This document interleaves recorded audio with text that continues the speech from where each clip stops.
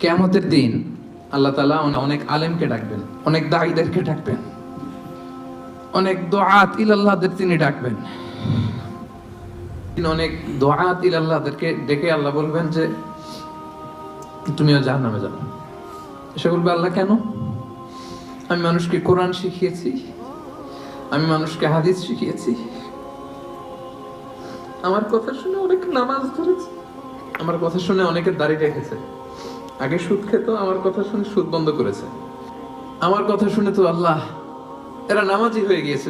The entire society সুদ বন্ধ করেছে, নামাজ ধরেছে, তারা ফরজ যাকাত দিত।